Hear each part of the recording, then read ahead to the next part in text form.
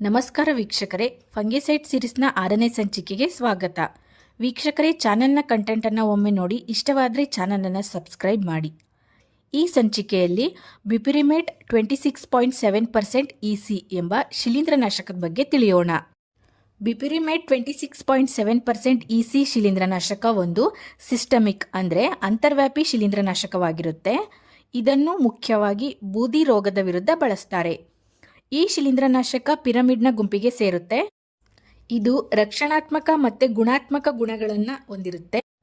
ಕಳೆದ 15 ವರ್ಷಗಳಿಂದ ಈ ಶಿಲೀಂಧ್ರನಾಶಕಕ್ಕೆ ಯಾವುದೇ ರೋಗಾಣುವಿನ ಪ್ರತಿರೋಧ ವ್ಯಕ್ತವಾಗಿರೋದಿಲ್ಲ. ಇದನ್ನು ಬೆಳೆ ಮಾಗುವ ಸಮಯದಲ್ಲಿ ಉಪಯೋಗಿಸಬಾರದು. ಈ ಶಿಲೀಂಧ್ರನಾಶಕದ ಕ್ರಿಯಾವಿಧಾನವೇನಂತಂದರೆ, ಇದು ಶಿಲೀಂಧ್ರ ರೋಗಾಣುವಿನ ಬೀಜಕಣದ ಉತ್ಪಾದನೆ ಮತ್ತು ಮೊಳಕೆ ಹಿಡಿಯೋದನ್ನು ತಡೆಗಟ್ಟುತ್ತೆ. ರೋಗಾಣುವಿನ ಬೆಳವಣಿಗೆಯನ್ನು ಕುಂಠಿತಗೊಳಿಸುತ್ತೆ.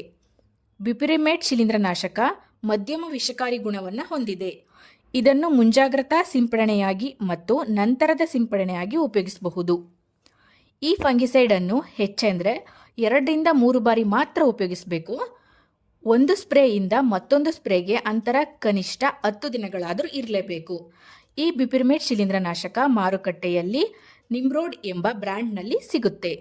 ಇದನ್ನು ದ್ರಾಕ್ಷಿಯಲ್ಲಿ ಬೂದಿ ರೋಗದ ವಿರುದ್ಧ ಪ್ರತಿ ಲೀಟರ್ ನೀರಿಗೆ 3 ml ಬೆರೆಸಿ ಉಪಯೋಗಿಸ್ತಾರೆ.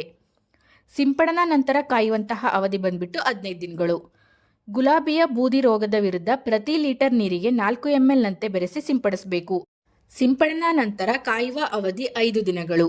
ಸೇಬು ಬೆಳೆಯ ಬೂದಿ ರೋಗದ ವಿರುದ್ಧ ಪ್ರತಿ ಲೀಟರ್ ನೀರಿಗೆ 1.5 ml ಬೆರೆಸಿ ಉಪಯೋಗಿಸಬೇಕಾಗುತ್ತೆ.